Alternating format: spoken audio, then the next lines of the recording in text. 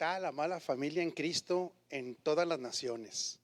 Nos da mucho gusto saludarles. Esta es la transmisión de Agua Viva para las Naciones, nuestra transmisión dominical, y estamos muy contentos de estar reunidos, aunque sea virtualmente. Hoy, aquí en México y en muchos países, celebramos el Día de la Madre, así es que quiero honrar a mi mamá, que está en casa viéndonos, pero quiero honrarla a usted, como la mamá de mis hijas. Usted es muy amada, muy respetada y muy admirada como una mamá. Y a todas las mamás en todas las naciones les enviamos un abrazo muy, pero muy gordo. Esposa, ¿usted quiere saludar? Claro, gracias. Es un placer saludarles y yo felicito a cada mujer que tenemos el privilegio de ser madres, no solo del vientre, sino de corazón y vientre espiritual.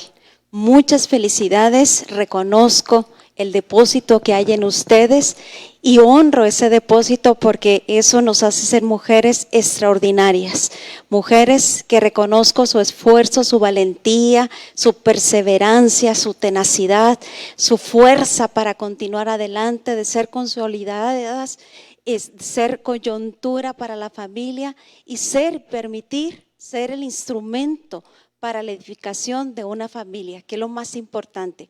Muchísimas felicidades, ámese, cuídese, valórese, déjese consentir en este día, así que le enviamos un fuerte abrazo con todo nuestro cariño y gratitud para cada una de ustedes. Muchas felicidades. Gracias, amada esposa, muy amable. Hoy no va a haber pollo, hoy no va a cocinar ella, hoy la vamos a consentir mucho para que se la pase muy, muy feliz. Igualmente para todos ustedes, mamás, nuevamente nuestra admiración, cariño y respeto.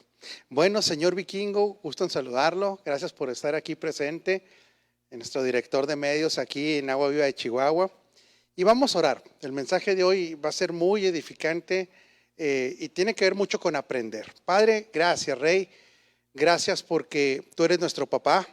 Gracias por lo que nos has dado en tu Hijo Jesucristo. Gracias por lo que has impartido en nosotros y por haberlos trasladado a un reino inconmovible. Hoy recibimos tu palabra con acción de gracias, sabiendo y entendiendo que esta palabra nos forma a Cristo y nos libera de nosotros mismos. En el nombre de Jesucristo el Señor. Amén. Esta es la segunda parte, tercera parte, ¿verdad, Vikingo? Segunda, de un tema específico que se llama Aprendiendo a vivir en Cristo. El día de hoy trataré de ser muy, muy didáctico. Estoy muy contento, la verdad, de que esto nos sea revelado, pero trataremos de que la enseñanza de hoy sea así, literalmente una enseñanza. Así es que prepare su cuaderno electrónico o su cuaderno de papel para que tome nota, porque una tarea indispensable es aprender a vivir en Cristo. Esto es lo que produce en nosotros realmente que los planes que Dios tiene para sus hijos, para nosotros como herederos, no se vean obstaculizados por no aprender a vivir en Cristo. Desde Juan 15 dice, separados de mí, nada puedes hacer. Y nosotros sabemos que tenemos una unidad orgánica ya con Él, que es imposible.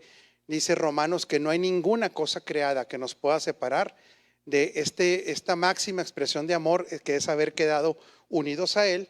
Pero sin embargo, como decíamos el domingo pasado, pasamos a una dimensión diferente, pasamos a un hábitat diferente, pasamos a una realidad distinta llamado Cristo. ¿Sí? Todo eso es el Señor Jesucristo. Todo es hecho nuevo en Cristo. Y para aprender, para poder disfrutar de ese nuevo hábitat, de esa nueva esencia, también de esa nueva plataforma, de esa nueva dimensión, tenemos que aprender a vivir en ella. Ahorita me quiero, ¿cómo le diré? Quiero ser muy específico en esta enseñanza del beneficio de vivir en Cristo. Lo voy a enfocar ahí desde el punto de vista de la fuerza. No conozco a nadie que no quiera ser fuerte. No creo que haya alguna persona que le guste la debilidad.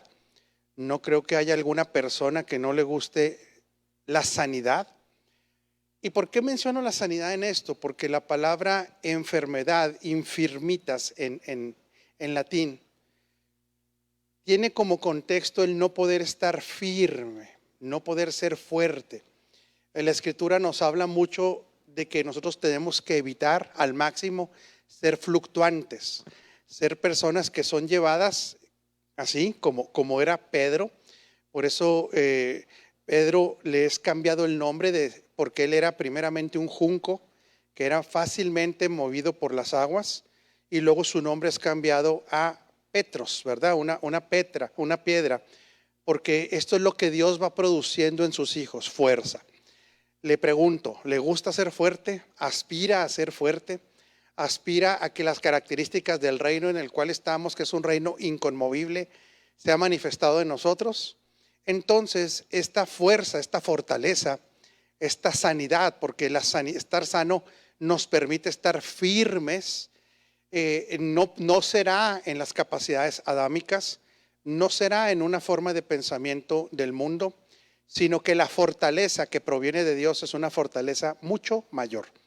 Es una fortaleza que nos permite poder estar en situaciones como pandemias, poder estar en situaciones donde haya una escasez momentánea, poder estar en situaciones de persecución, poder estar en situaciones de rechazo y permanecer firmes. Fíjese qué interesante.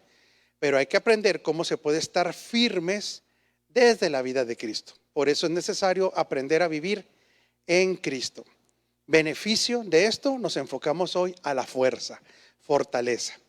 Segunda de Corintios 2:12, le quiero decir que cuando usted lea versículos que de una u otra manera son versículos muy, muy conocidos, o inclusive versículos que han traído, que han sido plataformas claves en la enseñanza, por ejemplo Juan 3:16, Filipenses 4:13, es bien importante leer el contexto, porque en ese contexto nos vamos a dar cuenta a qué se está refiriendo. Por ejemplo, Filipenses 4:13, sabemos de que estaba hablando, todo lo puedo en Cristo que me fortalece, pero habla desde el 12 y del 11 que es por causa de que está en Cristo que puede aprender a vivir en las circunstancias, ¿verdad? Cada versículo clave, yo le recomiendo, este es un tip de aprendizaje, que lea el contexto. Imagínense que hablar de que Cristo nos lleva siempre en triunfo, vikingo, para la gente es muy bonito decir, ok, qué hermoso versículo. Y esposa, no creo que no haya nadie que no le guste vivir siempre en triunfo, ¿verdad? Pero el contexto nos deja ver que está hablando de una situación que no es nada fácil de sobrellevar. Vamos a 2 de Corintios 2:12, antes de llegar al 14, que habla de que siempre somos llevados en triunfo en Cristo Jesús, hablando de esta fuerza de la que yo le estoy hablando. Dice, ahora bien, está hablando el apóstol Pablo, cuando llegué a Troas para predicar el evangelio de Cristo, descubrí que el Señor me había abierto las puertas. Esto es una buena noticia, magnífica noticia. Aquí realmente en el contexto está hablando que él tenía la oportunidad de la ejecución del propósito eterno con puertas abiertas. De aquí podemos ver que esto ya es un ámbito de victoria. ¿Quién no que está en Cristo y que ha entendido el propósito eterno se podrá alegrar, se podrá sentir hasta motivado el descubrir una puerta abierta para la ejecución de su asignación? Y aquí vamos a hablarlo de una manera totalmente práctica. El empresario que de repente le llega una noticia que hay un contrato nuevo, que oramos y declaramos que muchos de los hijos de Dios van a tener contratos nuevos esta semana. Mi vikingo, declaramos que usted va a ser sorprendido esta semana. Hoy hablábamos un poquito de eso, ¿verdad? Declaramos puertas abiertas para usted. Así, cada quien en su asignación, cuando ve una puerta abierta para la ejecución del propósito, porque Pablo, quiero que entendamos esto, para Pablo esta buena noticia, como debiera ser para todos nosotros por el entendimiento del propósito eterno, es que las puertas abiertas son precisamente para eso. Cuando ya no tenemos, esposa, otro proyecto de vida, cuando ya no tenemos nosotros la ejecución de un plan personalista, sino para que Cristo sea conocido, nos da mucha alegría que cualquier puerta abierta sabemos para qué es. Pero fíjese qué interesante, el 2:13 le cambia un poquito la circunstancia al apóstol Pablo. Dice, aún así me sentí intranquilo. Ah, caray. Entonces se puede estar en una situación de gozo y al mismo tiempo de intranquilidad. ¿Usted qué cree? Se puede estar ante una circunstancia de puertas abiertas, de una buena noticia que pueda recibir usted, que le notifiquen que mañana le van a hacer un depósito, que le notifiquen que tiene un contrato, que le notifiquen que el evangelio está avanzando en su familia. Todas estas cosas pueden producir un alto nivel de gozo, más sin embargo, vivimos realidades alternas. Nos explicaba el apóstol Lucas Márquez, no sé si te acuerdas, esposa, de los valles y de las cimas de los montes. No conozco a nadie, vikingo, la verdad, no conozco a nadie, familia, que pueda estar en tiempos prolongados donde no tenga problemáticas. Lo voy a repetir, ¿sí? Aún cuando vamos avanzando y aún cuando tengamos estas puertas abiertas y estas situaciones de gozo, esposa, no conozco gente que pase largos periodos que no vengan retos, que no vengan situaciones de dolor, situaciones de preocupación, situaciones, ¿por qué no decirlo?, que puedan provocar angustia. No conozco, yo le decía a mi esposa en esta mañana, que en el caso nuestro quiero darle testimonio de que Cristo ha sido formado en nosotros, que hemos avanzado mucho. Sin embargo, son años de situaciones donde siempre hay algún reto. Lo veníamos platicando y no ha sido nada sencillo. ¿Estás de acuerdo conmigo, esposa? Yo creo que usted se puede identificar con esta situación. Puede estar disfrutando cosas extraordinarias de lo que Dios está manifestándole y trayéndole a una realidad, pero por otro lado se pueden recibir malas noticias, por otro lado usted puede experimentar una traición, por otro lado usted puede experimentar desánimo, por otro lado puede estar experimentando persecución. Y fíjese qué interesante lo que dice aquí el apóstol Pablo, por eso estamos hablando de fuerza, fortaleza. Aún así me sentí intranquilo por no haber encontrado ahí a mi hermano Tito. Ay, qué interesante que para Pablo, aunque tenía una oportunidad, él tenía un deseo de que las satisfacciones de las relaciones estuvieran al 100%. Él dice, voy a encontrar a mi hermano Tito. ¿Qué expectativas tendría de encontrar a Tito? Pasar un buen tiempo, encontrar en Tito consuelo también, encontrar en Tito con quien platicar circunstancias por las que él estuviera pasando. Y sin embargo, aunque tiene una puerta abierta, él dice, me siento intranquilo. Pregunto, esta intranquilidad en una persona que no está viviendo en Cristo, ¿hasta dónde lo puede llevar? Sí sabía que muchas de las decisiones que se toman como fundamento en la intranquilidad, la mayoría de ellas son decisiones incorrectas, ¿sí? Cuando usted está intranquilo, cuando usted está en una situación de angustia, tomar decisiones desde esa plataforma, lo que generalmente ocurre es que tomamos decisiones incorrectas. Pero ¿qué tal tomar decisiones desde la plataforma de estar en Cristo? Para allá vamos, no se me desespere, va a ser muy diferente porque estamos aprendiendo a estar en Cristo. Lo que dice Pablo aquí dice, por lo cual me despedí de ellos y me fui a Macedonia. Sin embargo, dice el 14, gracias a Dios que en Cristo siempre nos lleva triunfantes. Esta es la versión NBI. Y por medio de nosotros esparce por todas partes la fragancia de su conocimiento. ¿Qué pudiera ser este nivel de nos lleva siempre triunfantes? ¿A qué le estaría llamando el apóstol Pablo si ni siquiera en estos momentos circunstancial puede encontrar el apoyo o la experiencia que él quería tener con encontrarse con Tito? Y sin embargo él habla que aunque está intranquilo se puede vivir en triunfo. Aunque pueda tener una situación caótica, se puede experimentar el ir siempre de triunfo en triunfo, dice la Reina Valera. Gracias a Dios porque siempre nos somos llevados de triunfo en triunfo. El 2.14 aquí mismo en NBI dice, sin embargo, gracias a Dios que en Cristo, otra vez, es en Cristo, vikingo. No dice como cristianos, dice en Cristo siempre nos lleva triunfantes. Y luego después dice, y por medio de nosotros se esparce por todas partes la fragancia de su conocimiento. Esposa, ¿dónde se experimenta primeramente la victoria? ¿Dónde? Para que después nosotros seamos, vikingo, fíjese bien, los que esparcen por todas partes la fragancia de su conocimiento. Esta victoria primeramente se tiene que disfrutar dentro, ¿sí? Aunque ya estar en Cristo ya nos puso en un ámbito de victoria, esta primera victoria sobre la intranquilidad, esta primera victoria sobre el desánimo, esta victoria sobre, en algunos casos, depresión, esta victoria en algunos casos sobre la escasez, no es una victoria externa, sino es una victoria interna, ¿sí? Por eso él dice, a mí no me importa que esté esta situación donde hasta hoy intranquilo.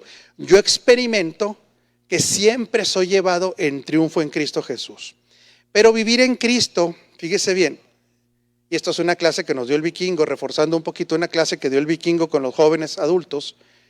Vivir en Cristo, anótelo, porque esto es una palabra clave, es la dependencia absoluta. Ojo, pero tiene que tenerlo muy claro porque estamos hablando de lo interior, lo depositado que después hacemos conocer. El sinónimo es dependencia absoluta de su vida en nosotros. Otra vez, ¿sí, esposa? Vivir en Cristo es sinónimo de dependencia absoluta de su vida en nosotros. Fíjate bien, esposa, lo que le voy a enseñar aquí. A usted, como en el Día de la Madre, le doy este regalo. Cuando no hay una dependencia absoluta, y quiero ser muy transparente con usted, en ese proceso estamos todos. Todavía no conozco a nadie que haya alcanzado esa dependencia absoluta, pero todos estamos aprendiendo a esta dependencia absoluta de nosotros. A esto se le puede llamar, fíjese bien, esposa, estar en unión con Cristo y poder dar fruto. ¿Sí? Separados de mí, ok, orgánicamente ya no se puede, pero ¿de qué manera sí puede haber una separación cuando no dependemos de Él completamente? Claro, porque en esta falta de dependencia de la vida, ahora le voy a pedir, esposa, que vigile ahí. Usted es muy buena para vigilar, que escriba a toda la gente de la vida impartida. Eso hace una diferencia enorme. Dependiente de la vida impartida. Porque cuando usted lee Juan 15, dice que Él es la vid, pero Él también es el pámpano. ¿Y nosotros qué somos? Las ramas, ¿sí? Él es el tallo, ¿sí? ¿Qué es lo que produce la conexión entre el tallo y las ramas? ¿Hay una transmisión de qué? La savia, exactamente. Así como en el cuerpo la vida está en la sangre, en el espíritu de los hijos la vida está en la vida de Cristo. Lo vuelvo a repetir, ¿sí? En la vida de los recreados, de los hijos, la vida está en la vida del Hijo. Por eso Colosenses 3:4 dice, cuando Cristo vuestra vida, ¿sí? Por eso Pablo dice que Él ya no tiene vida, es la vida de Dios en Él, ¿sí? Ya no vivo yo. Como en el árbol es la savia, en el cuerpo humano es la sangre, en el espíritu de los recreados, la vida es Cristo. Entonces, ¿qué pasa cuando no tenemos una dependencia absoluta de esa vida? Es como separarse mentalmente, emocionalmente también, ¿sí? De esta vida en nosotros. Por eso, esta vida que está impartida en nosotros, la vida de Cristo, fíjese bien lo que contiene. Aprenda esto. Este punto es bien importante para aprender. Vikingo? ¿Esposa está lista? Aprenda a reconocer el sentir de Dios. Otra vez, ¿sí? Aprenda a reconocer el sentir, no el sentimiento. Otra vez, ¿sí? Hay que aprender a discernir el sentir, el impulso de la vida Zoe en nosotros. En esta vida impartida de Cristo en nuestro espíritu, de ahí se conoce su voluntad. Otra vez, ¿cómo conocemos hoy su voluntad? También por la palabra, el logos, que nos permite ver los diseños, pero la voluntad de Dios hay que entenderla, que se debe aplicar en cada decisión que se va tomando. Habrá entonces, familia, instrucciones en la escritura para cada decisión que usted toma. ¿Qué cree? No lo hay, porque la escritura no le puede dar el logos todas las circunstancias por las cuales usted pasa, ¿sí? En el logos podemos ver de una manera genérica lo que se espera de el comportamiento de los hijos de Dios, hablando en principios, ¿sí? hablando en valores, pero y diseños, claro que sí, pero para las decisiones diarias y momentáneas de las cuales la Escritura no nos va a dar la instrucción, hay alguien que sí le está dando la instrucción, ¿sí? Que es la palabra viviente. Es la vida del Espíritu, anótele ahí, contiene el conocimiento de su voluntad. Por eso ahorita que hablemos de la oración, que es tan importante para los hijos de Dios, entendamos que fuimos habilitados para una vida de oración constante y que habrá momentos especiales, ¿verdad? De toda forma de orar, pero la habilitación es dada por el Espíritu, porque el mismo Espíritu inclusive intercede por nosotros. Pero no me quiero adelantar. La vida impartida en nosotros, otra vez, que es esta dependencia, que es el vivir en Cristo, tiene, esposa, todos los códigos vivientes. Esto quiero que lo tengamos claro. Vivientes. Por eso fíjese qué importante. ¿Qué dice la Escritura? Nosotros somos ministros competentes ¿de qué? De un nuevo pacto. Pero ayúdeme. Después, ¿qué dice de eso? A ver quién lo recuerda. Por eso es tan importante, pero tan importante siempre leer el contexto. Dice, nosotros somos ministros competentes de un nuevo pacto, no de la letra, sino del Espíritu. En otras palabras, aunque el nuevo pacto para nosotros nos protege o nos genera una seguridad legal, los ministros de este nuevo pacto no operan ni por legalismos, ojo, ni operan por la Escritura como una palabra, ojo, que quiero que me lo entienda, ¿sí? Una palabra que se utilice para el conocimiento solamente, y como hablábamos el domingo pasado, utilizar la palabra para generar ritos y tradiciones, sino ministros del Espíritu. Este ministerio del nuevo pacto, por eso es que tenemos que aprenderlo y por eso tenemos que entender que los legalismos y la religión pueden producir comportamientos aprendidos o forzados, pero ojo, se interponen o son obstáculos para aprender la vida del Espíritu. Otra vez, ¿sí? El legalismo, las reglas humanas, aunque sean sacadas de contexto de la Escritura, interfieren con el desarrollo de aprender a vivir en Cristo, esposa, ¿sí? ¿Sí? ¿Cómo le diré? Eso genera como una distrofia. ¿Por qué? Porque nosotros en Cristo tenemos que aprender de la vida y vivir en Él para cada circunstancia, para cada momento de la vida, para cada decisión, para cómo responder, para cómo actuar, para cómo decidir. Y le hago una pregunta: ¿Dios nos dejó huérfanos para la toma de decisiones? ¿Nos dejó abandonados? Y si usted no tiene una Biblia a la mano, ¿cómo le va a hacer? Si usted en ese momento no está orando, no está en su cuarto de oración, ¿cómo le va a hacer? Porque aquí debe haber una dependencia absoluta a la vida que nos ha sido impartida, dada, exactamente.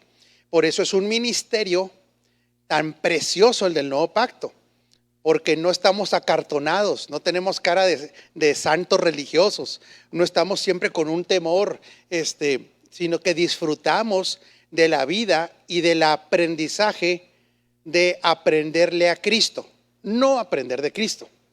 Usted le aprende a Cristo por la vida dinámica del Espíritu, de tal manera que ahí en el Espíritu usted conoce su voluntad y hay que aprender a honrar los impulsos. Ay, ¿por qué no es tan fácil esto, vikingo? Esposa, le voy a explicar por qué esto no es fácil, ¿sí? ¿Me trae agua? Gracias, ¿cómo es amable? ¿Que me quiere mucho? Ah, caray, qué bueno que me quiera tanto. Si me quisiera más, no me haría tanto pollo, pero bueno, eso es un chascarrillo para que se rían. Usted ya sabe que no vivimos acartonados en la religiosidad, vivimos felices. Cuando Nicodemo, fíjese bien, vikingo, le pregunta a Jesús que cómo puede acceder a esa dimensión en la cual se mueve, él le dice: vas a tener que vivir, que vas a tener que nacer de nuevo, porque nacerás del Espíritu. Pero también hay que, otra vez, esposa, leer todo el contexto. Y le dice del Espíritu que esta vida del Espíritu es semejante a que, ¿quién se acuerda qué le dice? Al viento. ¿Qué más, vikingo? ¿Qué dice qué? No sabes ni a dónde viene ni a dónde va. En otras palabras, ¿cómo define esa palabra de no saber ni qué? ¿Cómo puede definir eso en la vida del Espíritu? Es un efecto que se llama impredecibilidad. El Espíritu es impredecible. ¿Por qué? Porque es soberano. ¿Sí? Entonces usted ve que, por ejemplo, Jesús va a sanar a un ciego y él puede utilizar solamente mandar, o inclusive puede utilizar escupir. Alguien, ¿qué impresión le daría a usted a alguien, muchacho de 30 años, guapo, atlético, que conoce la Escritura, que diga, va a sanar a un enfermo escupiendo? ¿Usted lo ve muy ortodoxo eso, esposa? Lo ve muy predecible. No, y todavía le agarra tierra, vikingo, hace un lodo, y esa metodología usa. La impredecibilidad del Espíritu, por eso es que tenemos que aprender a discernir. Ahora escriba conmigo, discernir los impulsos de la ley de vida. Hay un discernimiento. A mí me pasó no hace mucho que en una problemática muy compleja, tratando de ser un buen cristiano, un buen pastor cristiano, tratando de arreglar esta problemática, dije, bueno, pues los pastores siempre tenemos que operar en amor. ¿Sí? ¿Y es correcto eso? Sí. Pero el operar en amor a lo mejor siempre creemos y lo ligamos ¿con qué? Con ser muy cariñoso, ser muy pausado, ser muy sentimental. Pero de repente recibo una impresión del Espíritu y me dice, en esta situación no vas a arreglarla con cariñitos. En esta situación te están tomando el pelo, que yo tengo mis trucos para que no me lo tomen. Luego le voy a decir. Pero el Espíritu me impulsa a hablar fuerte. Y si yo me pusiera en una plataforma donde todo el tiempo un hijo de Dios tiene que hablar suavemente, porque así dicta la tradición cristiana, jamás hubiera llegado a este resultado. ¿Sí? Pero el impulso fue, la orden fue, vas a hablar con fuerza y con autoridad. ¿Usted qué puede pensar? Fíjese bien.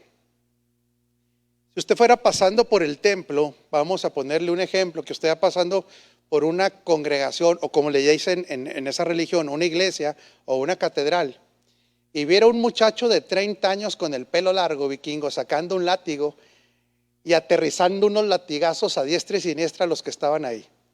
¿Qué hubiera pensado usted de esa persona? Usted, qué poco cristiano es. Usted pensaría que fuera un sacerdote, esposa. Usted pensaría que era un monje.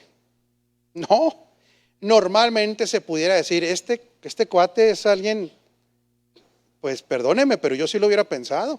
Un chavo de a lo mejor un 80, bien trabado, peludo, greñudón, ¿verdad? Con un látigo pegando a diestra y siniestra. Es más, no nada más eso. Dice que agarró la mesa y ¿sabe qué hizo? Y se las tumbó. Le hago una pregunta, esposa. ¿Estaba siendo Jesús guiado por el Espíritu?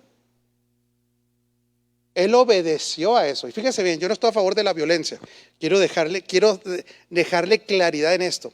Lo que pasa es que los estereotipos de espiritualidad de la religión cristiana muy probablemente no tengan nada que ver con los impulsos de la ley de vida que opera en usted.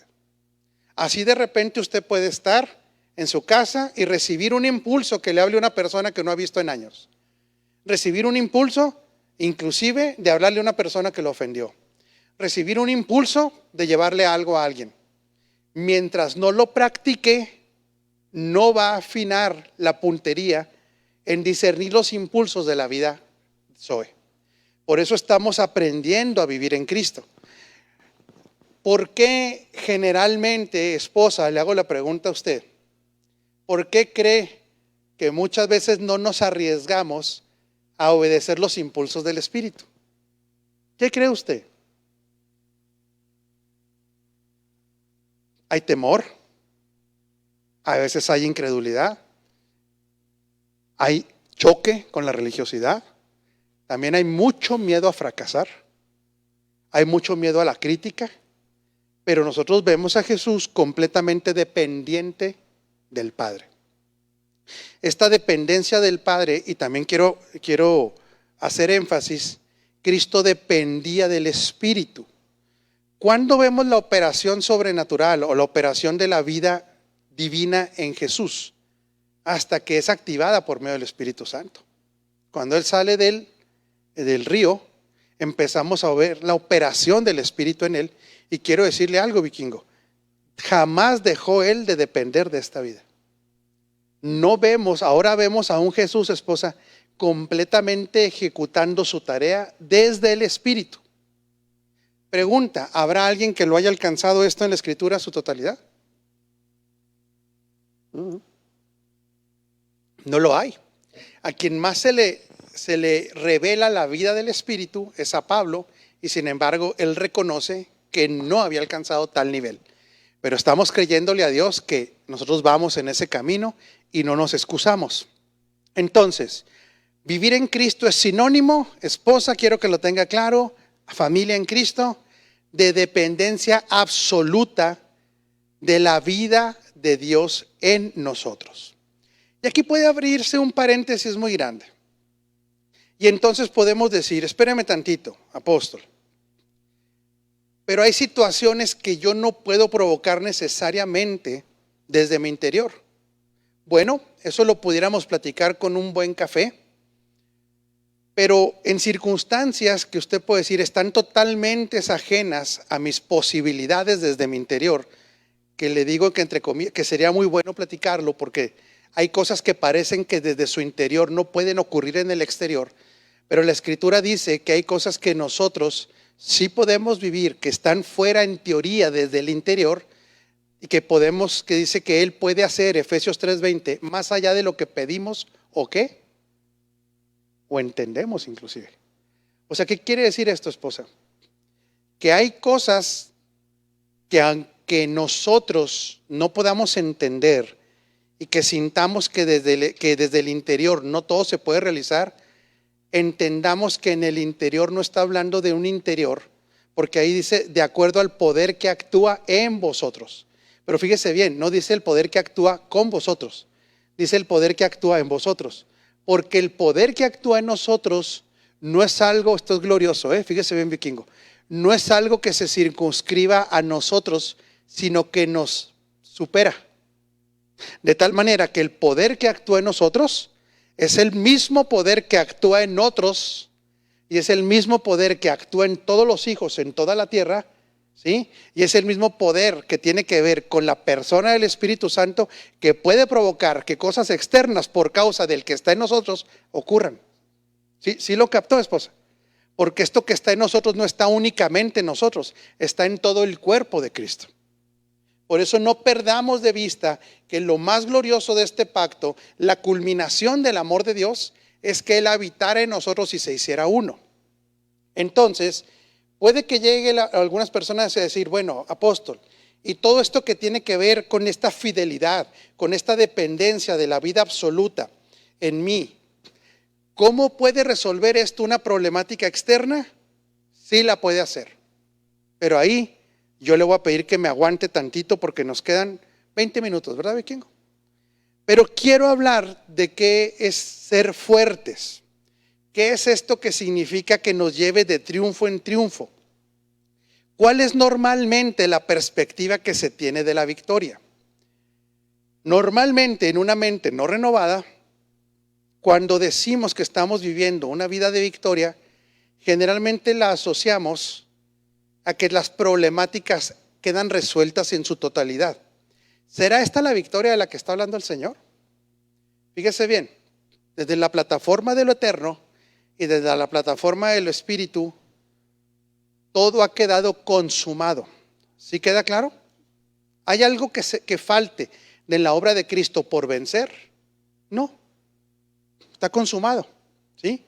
Ahora está esperando que los hijos de Dios, otra vez, que somos llevados siempre en triunfo, que por medio de nosotros se haga conocer la fragancia de Él, el poder de Él, el dominio de Él, y que habrá cosas que en el plano terrenal aún no se le sujeten, pero en el plano espiritual y eterno todo ha quedado bajo su señorío.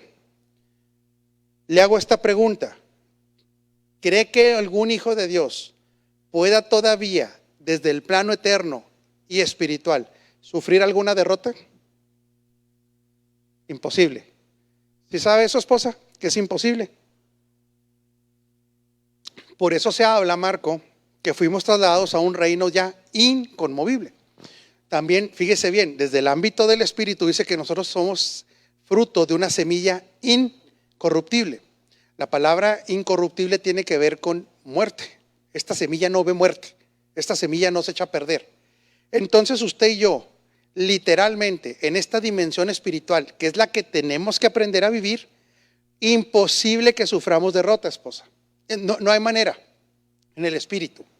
Entonces, a veces creemos que el hecho que vivamos circunstancias terrenales o almáticas donde todavía no se manifiesta esta plenitud de la victoria, nos hace sentir como personas derrotadas. Pero desde la óptica que Dios ve las cosas, usted no es un perdedor.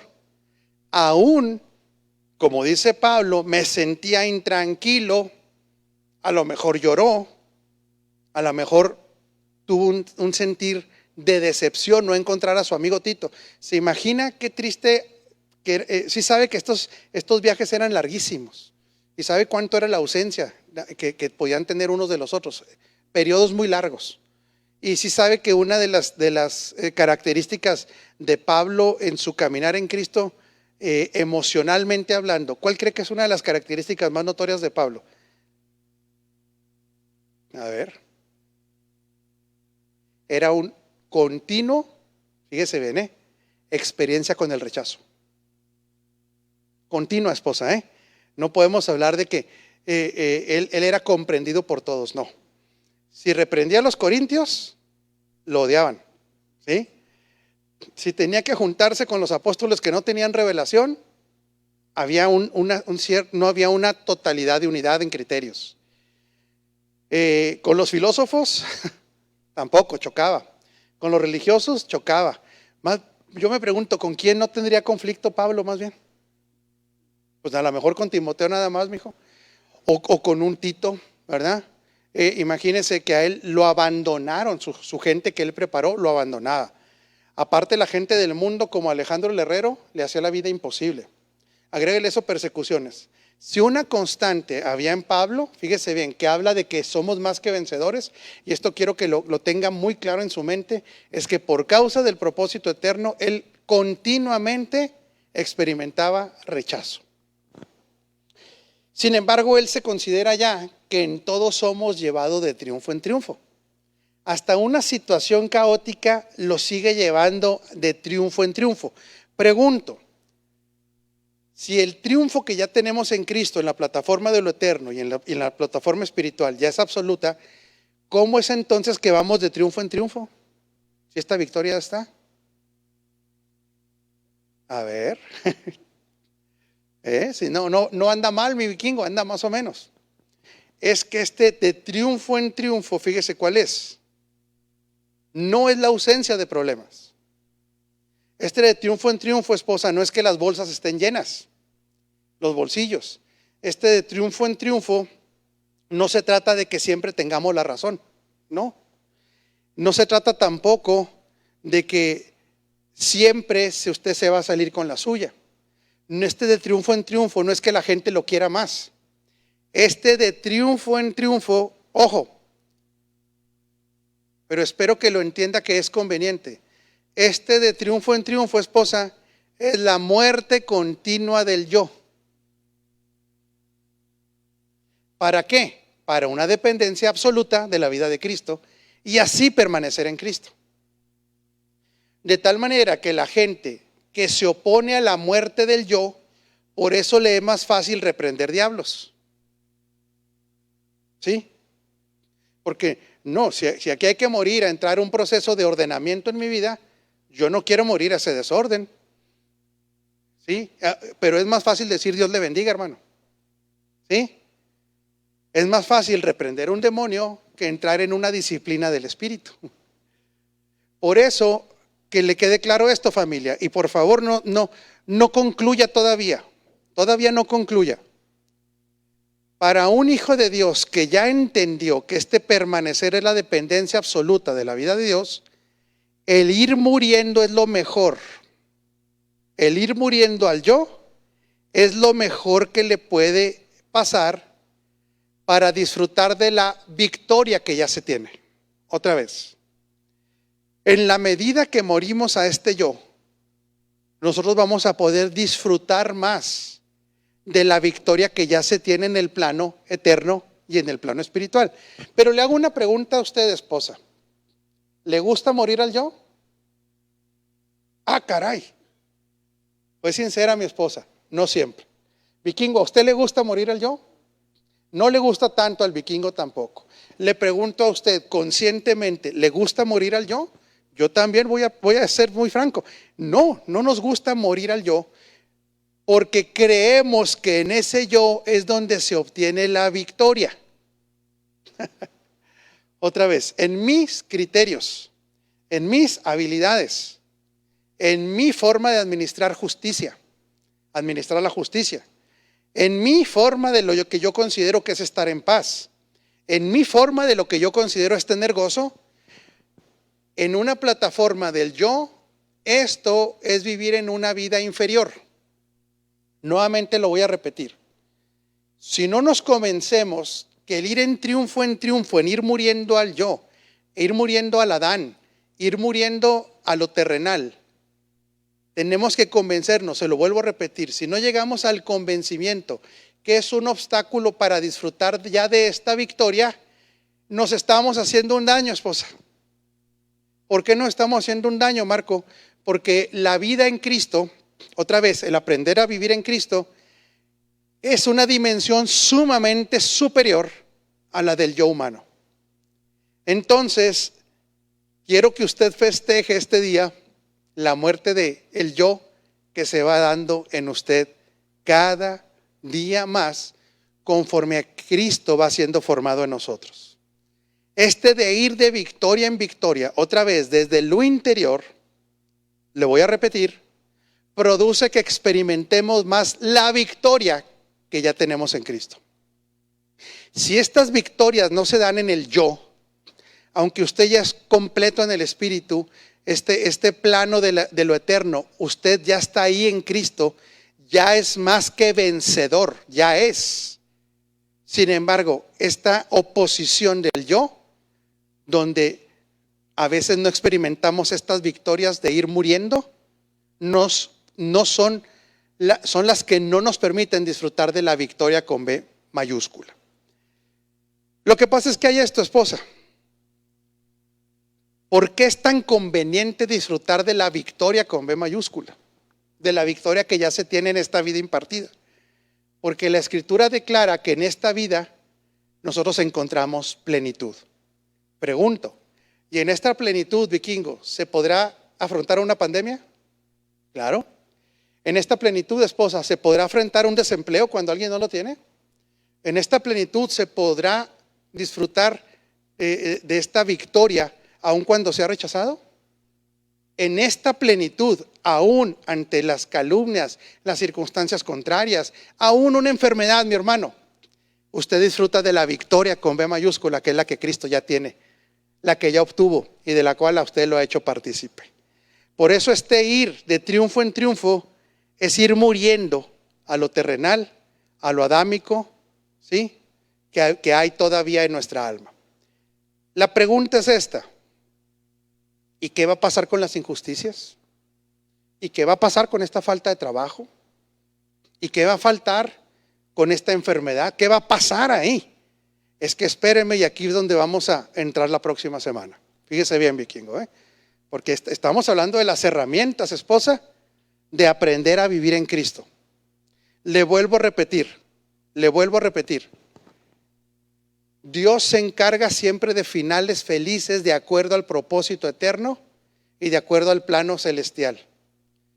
Dios se encarga que historias que empezaron con catástrofes terminen en celebraciones. Dios se encarga de historias donde hay corazones completamente abatidos y que después son una expresión absoluta de gozo. Dios se encarga de situaciones donde no hay ni para comer, donde después la gente se convierte en proveedor de comida. Pregúntele al muchachito que solamente llevaba 2 peces y 5 panes. Repita conmigo, Dios siempre se encarga de cambiar las circunstancias caóticas en la manifestación de su poder, porque para Dios son tiempos kairóticos. Sin embargo, tenemos que aprender a vivir en Cristo.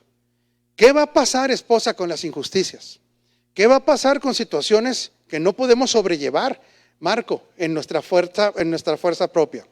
¿Qué pasará en esas situaciones de intranquilidad? ¿Qué pasará en esas situaciones de escasez? La dependencia de Él también radica en otra cosa. ¿Se lo digo, esposa, o lo dejamos para el otro domingo? ¿De una vez? La dependencia de Él, Marco, pero nada más la vamos a dejar así, nada más nombrada, es la certeza de que en el reino Él se encarga de que se produzca en nuestra vida justicia, paz y gozo en el Espíritu Santo. Paso previo, otra vez, porque esto lo vamos a dejar ahí, esposa, ¿sí? Disfrute de ir de victoria en victoria en Cristo Jesús, en la muerte del yo, identificándonos en el bautismo en Cristo. Y le saqué una bajo la manga, vikingo, que no tiene que ver con el agua, esposa. El bautismo en Cristo tiene que ver con 3 eventos en los cuales tenemos que tener identificación, vikingo: en su muerte, su sepultura y su resurrección. Este es el entender el bautismo en Cristo. Bien muertos, somos inofendibles. Bien muertos, no tenemos miedo de las circunstancias. ¿Usted ha visto que algún muerto tenga miedo de las circunstancias? Jamás he visto en una funeraria que se pare un muerto y diga: tengo mucho miedo de la próxima crisis económica que va a venir. No, ese muerto está bien muerto, bien sepultado, y el que ha resucitado con Cristo, bien resucitado. Este que está bien resucitado, fíjese bien, ¿verdad? Ha identificado la muerte del yo, ha identificado, vikingo, la sepultura del yo, y está disfrutando del yo soy que mora en él. Diga conmigo ahí, de la vida impartida en nosotros, en la cual estamos aprendiendo a depender.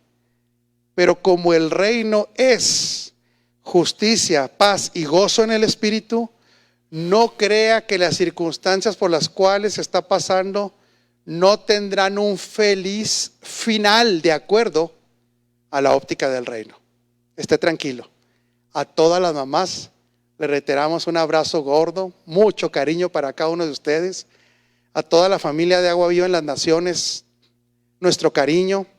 Y a los que se congregan físicamente, aguantemos un poquito más, que todo lo podemos en Cristo, que nos fortalece, y entendiendo que Él siempre nos lleva en triunfo en Cristo Jesús. Continuamos la próxima semana. Le recordamos y le agradecemos que si usted es una persona que sin ninguna manipulación, ni mucho menos, ha sido entendido en la siembra y la cosecha, usted ya sabe la manera que lo puede hacer. Nosotros se lo agradecemos, pero el Señor se lo agradece más. Esté pendiente a nuestro discipulado el martes a las 7:15, hora aquí de Chihuahua, o hora del Pacífico, y también esté atento a los miércoles a las 12:30 del mediodía, al panel que tenemos con todos los pastores de la red de Agua Viva para las Naciones. Nuevamente, les amamos mucho y esté confiado. El reino de Dios es justicia, paz y gozo en el Espíritu. Ahí continuamos la semana que entra, sabiendo una cosa, que los que le hemos honrado, los que hemos vivido en esa dimensión, no nos preocupamos del futuro. Bendecidos.